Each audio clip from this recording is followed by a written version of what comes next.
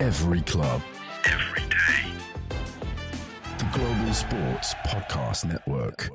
Hello and welcome to the Daily Brighton podcast. It's your boy, Jamie G. I'm joined by my handsome friend, Joe Richardson. Joe, how are we feeling? Come on, yeah, I'm all right. I'm decent, mate. I'm decent. Bit under the weather, but I'm all right, mate. I'm ready for the weekend. Yes, and this weekend we are playing Man City at 5:30 on Saturday. Prime time game. Jules, welcome to the pod. And how are you feeling?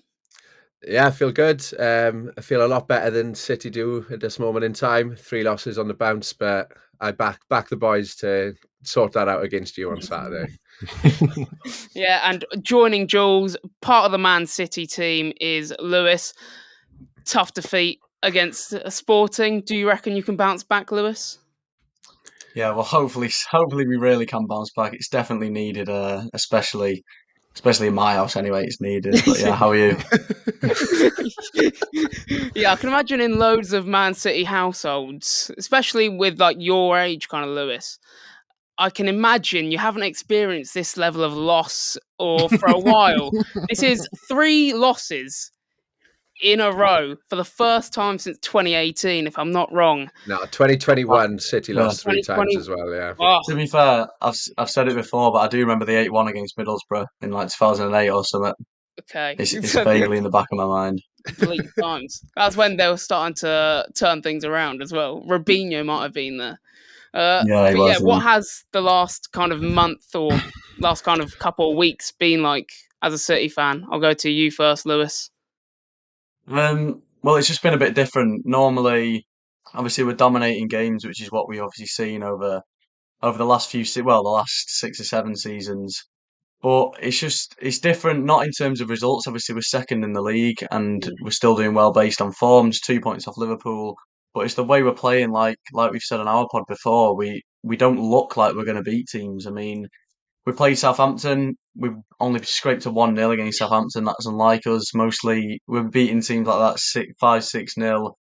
But I just think we're getting caught on the counter far too easily in compared to recent seasons. We're conceding first a lot, which isn't like us at all. And we're just not scoring as many goals. I don't go into a game and think, oh yeah, we're gonna batter these, and especially against you on the weekend. I'm not confident at all. Obviously, I'll back the boys, but yeah, it's a different City. But obviously, we've got players out. We know we do, but hopefully, we can turn things around shortly. Yeah, and I guess Jules, why aren't you able to score as many goals as we're kind of used to as just watching City as a neutral perspective? I think there's a few different factors. The first is definitely injuries. If you lose your 2 best players in Rodri and Kevin De Bruyne pretty much all season, then you're going to struggle in midfield. Midfield has been the main issue. Then you got 2 young wide attackers in Doku and Savinho, who are both electric on the day, but they haven't really found top output at City yet. Savinho obviously only been a couple of months.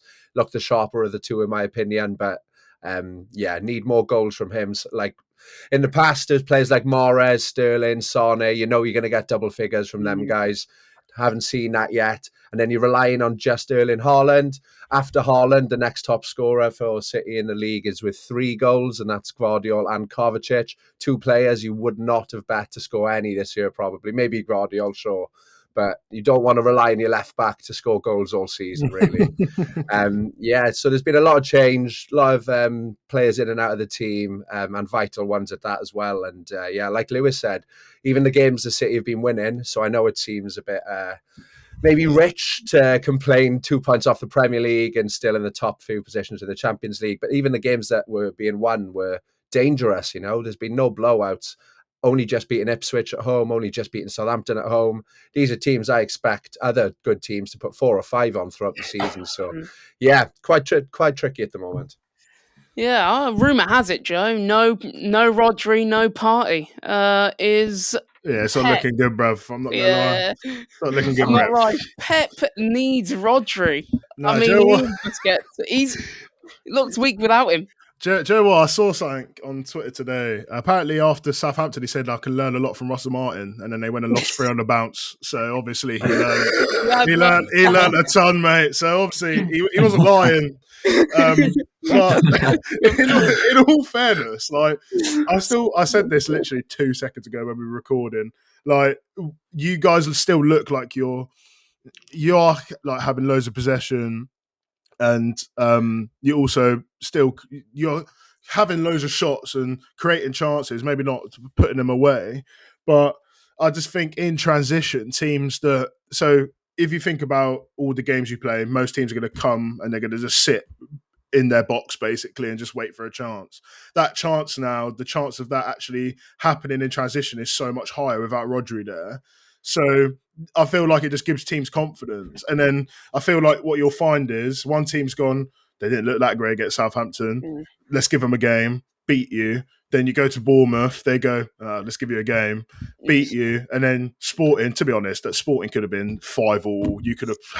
You had so many chances against Sporting. They obviously had loads of chances as well. But like, it just gives teams a bit of confidence thinking like, okay. And then obviously in the Brighton game, we played really well against Liverpool, and then obviously we didn't get the result. But then you're gonna come to the Amex, and we're gonna think, well, we can get something out of it. So yeah, that's where I think it's at the moment. I agree with everything you said there, Joe. To be fair, even the Russell Martin bit. Yeah, especially the Russell Martin bit, especially. I'm not like I actually remember the press conference after. On Match of the Day, I watched the press conference of Pep Guardiola and Bernardo Silva both going, yeah, they played out from the back. They were really brave. Yeah, let's learn something from them. And yeah, you bang on, mate, because they have actually learned. They've learned to give the ball away, which is basically what's happened all season, hasn't it, Lewis? You've been pretty weak in midfield, like Jules said earlier. And it's kind of the disappearance or the void that Rodri has kind of left in terms of why you've been so weak in midfield and kind of given the ball away so much more often than we're used to. Yeah, well, like I said, we keep getting hit on the counter, and you can see when we do get hit on the counter, there's that massive hole in midfield. Obviously, without Rodri there, it is. But we can't. We're one of the best clubs in the world, if not the best club in the world, in my opinion, anyway. And I'm sure Jules agrees. But we can't be relying on your Rodris and De Bruyne's being out when we're meant to be known to have this squad depth. And we've spoken of it before. I don't think our squad is as big this season with the quality. I mean, Simpson Poussey started yesterday, an 18-year-old inexperienced centre back against Sporting away in the Champions League. I mean, our squad is thinning. You can clearly see that, but we just need to stop conceding so early and just switch on in games, which is what we are used to. It's like we're going into a game, obviously 4 in a row, just to rub it in, thinking that we can easily win it, we can easily dominate these games, but conceding early against like Ipswich, Fulham, Brentford, it's just the same that we're seeing, and I think it is mainly partly due to the fact Kovacic is having to sit on his own. And then Rico Lewis is coming into that midfield, and obviously he's still learning, even though I do love him. So yeah, I just think it is really hurting us, and it's going to hurt us throughout the season. Yeah. And yeah, after this short break, we're going to be talking about how we see the game going between Brighton and Man City. And I'll put questions to both of you. But first, let's listen to this Zencastr ad.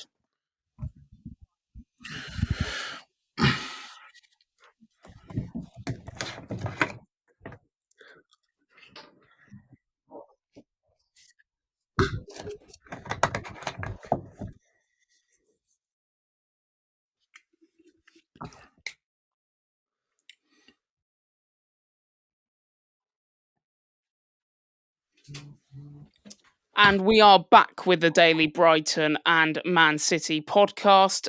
Joe, I want to put it to you first, because I know we were talking about, Hello. we're kind of confused how we go about the game on Saturday, or how Hertzler will go about the game on Saturday.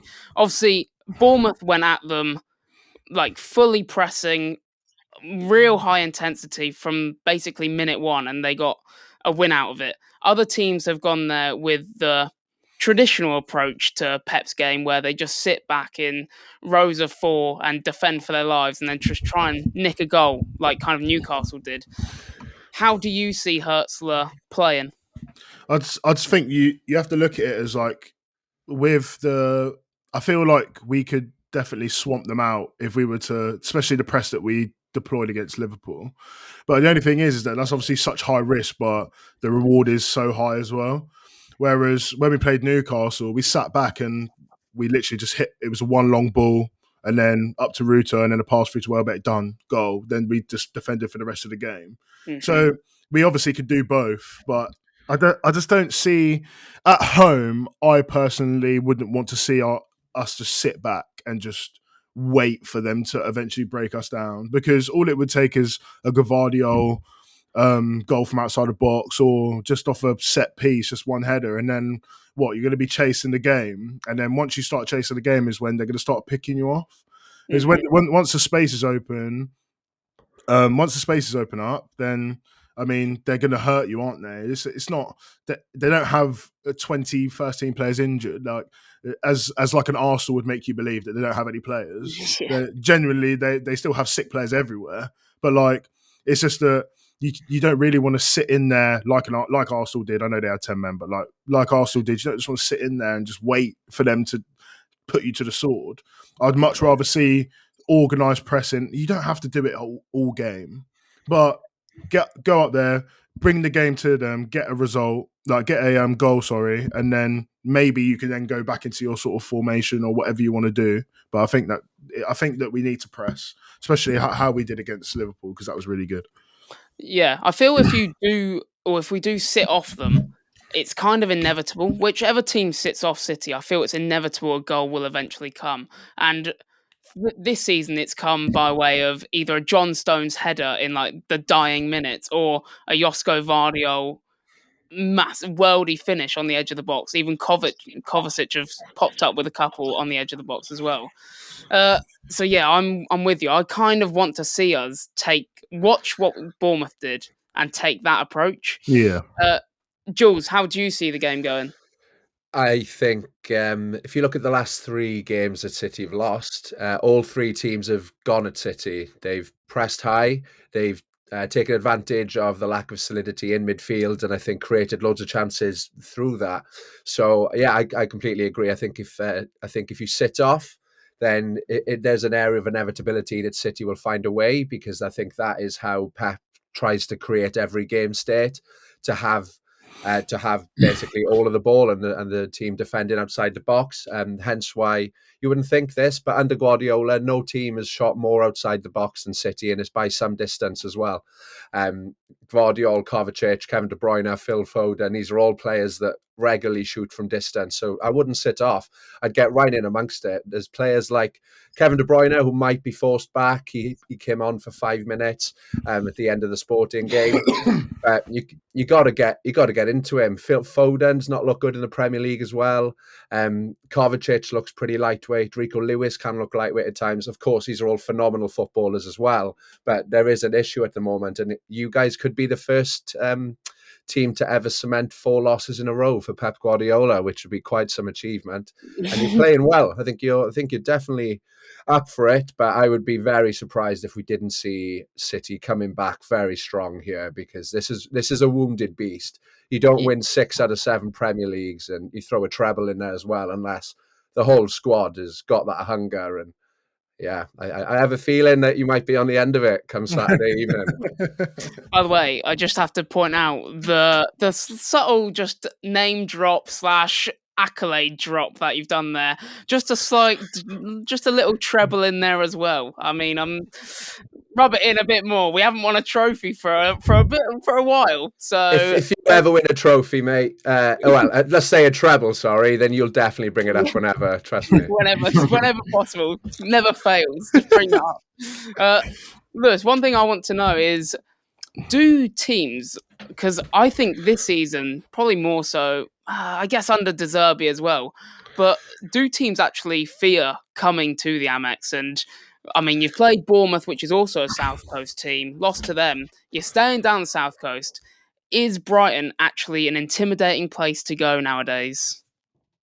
Well, for me, in my experience, it's definitely not. No, I think we've only lost there once. Wow. I Cheers, think mate. we've only lost there once in the whole of the Premier League, and it was, if I'm not mistaken, Cancelo got sent off quite early on in like the 11th minute or something. Lewis, just to come in there, the record in the Premier League is played 14, won 12, drawn 1, lost 1, scored 40, conceded 9. So there you go. There you go, exactly. Yeah. We get it. You want a treble as well. Do you want to throw that in there? Fine. Oh Lord.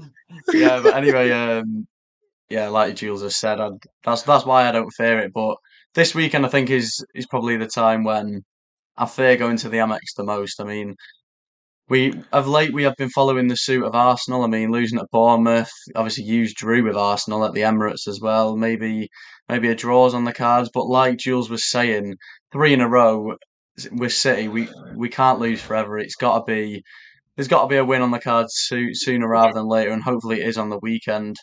But 4-0 last season, we defeated you at the Amex. So I'm just loving rubbing it in. Yeah, apparently so. However, right now, just the mindset I feel is obviously is very different. And you just gave Liverpool a good game for 70 minutes, wasn't it? And then Yeah. obviously you didn't come out with a result, but I do feel like I mentioned with us getting caught on the counter, I do think that the pace of your wingers, obviously Kadioglu scored against Liverpool, and then obviously Mitoma on the other side, are definitely going to cause us issues going forward. And I think that the game's going to be won on the wings, like it has been many times in our last 3 defeats. Yeah.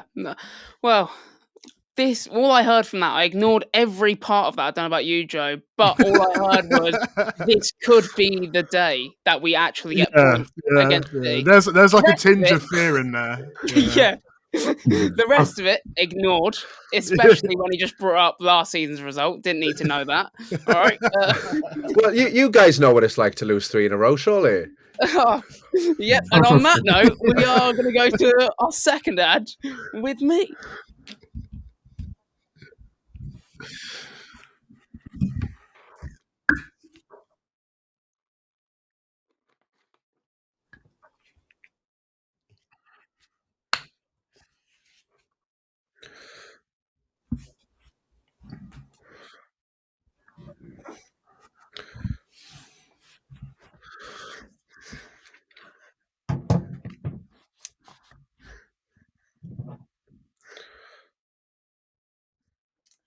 And we are back with the Daily Brighton and Man City podcast. This segment, I think we'll talk about how you guys think you can hurt us and vice versa. So, what is the key, Jules, for Man City unlocking Brighton and putting a couple past us and holding on to a win? Feeding Haaland. Good service to Haaland, because it's just not been there for the last 3 games. It's just not been there at all, and he's still missed a hatful of chances. But yeah, I think Savinho's got to start. He seems to be the most creative player in the team at the moment. So yeah, good service into Haaland. If you can create 3 chances for Haaland, you back him to score at least 1 or 2, possibly all 3 of them. So I think with the lack of solidity in the midfield, we're going to see a lot of wing play, and hopefully that'll mean better delivery for Haaland. That's where I see it being won and lost. Yeah, Joe, Julio Igor versus Haaland. There's only one winner, right? It's clearly Julio Igor. I mean, we got back our boy Julio, mate. Early. Yeah, I want to see Igor absolutely crunch him 2 seconds Minute in. 2. Mate. Yeah, but the only thing is that Haaland's got a bit of bite about him as well, isn't he? Well, the thing is, Haaland, if he goes into crunch him, Haaland's a robot, so he won't feel any effects. Yeah, no, it's mad. Bounce off him. Yeah, but you need to stop him. You know what you need to do when you go and play against Man City. You know that he's going to get some sort of chance somewhere, whether he fashions that for himself or if it's given to him. But you just need to stop it, mate. Make it as hard for him as possible. That's pretty much all you can do against a player like that. There's not tons of. There's not like this is the strategy to like stop him. But you just got to hope, really. But, he missed a few chances in the last couple of games, so let's just hope that continue. Long may it continue, mate. Long may it continue. On a real, I think Van Hecker's got his work cut out babysitting Julio Igor and defending against everyone. Yeah, Haaland. Yeah, basically. But the player I fear, and I think he's PFA Player of the Year last year, Phil Foden. Jules, you said that he hasn't really performed in the Prem. He's at done all, to be honest. I mean, I've got him in my fantasy team. Why isn't Pep Guardiola? Yeah, tell me about it. It was a draft one. I would love to sub him out. I'm looking for a trade, but that's a different point. Why is Pep Guardiola doing Pep Roulette, where he just plays random people over the best player for City? What's happening? Well, he came back from the Euros not fully fit, so that basically answers the question at the start of the season. I don't know why you're rolling your eyes. You know, City had players that were in international tournaments. Anyway. I'm not sure if you know what that is, but we had a couple, yeah. City's entire team, but yeah. Anyway, So a lot of players didn't come back fully fit. Foden probably the most of that, so he took a little bit longer. He had some time off as well, and then he was introduced slowly, and he's just not quite found the pace at the moment. He has played. He has the last month or so. He has started pretty much every game, so he is being trusted by Pep. And I wouldn't say it's roulette. I think the injuries have just caused so much lack of consistency in the selection. It's I wouldn't really say it is Pep being Pep. It's just the squad has about 14 players in at the moment without academy. Oh no! Yeah. Oh no. 14 what are we gonna do? £1 billion for you guys. What a shame.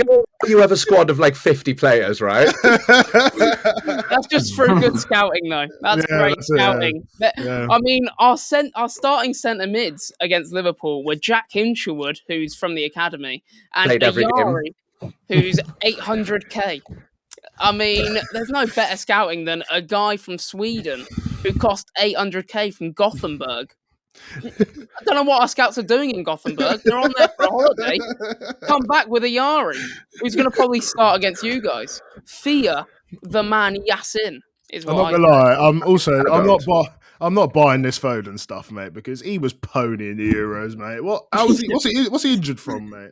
He actually doesn't need doing what, mate? Yeah, from playing top class football, 70 games a season for like 5 years since the age of 18. Yeah, but what about at the Euros? My man was not there at the Euros, mate. Yeah, he was the only poor player in the Euros. Absolutely, yeah. he's come back and he's just like all of a sudden forgot how to play football. He forgot about the Euros. So I'm tagging you in here, mate. Come on. Go on. Go on. Yeah, I just think that the disrespect on Foden is shocking. I do think if you watch him, you'll see on Saturday he's still the best player in the league.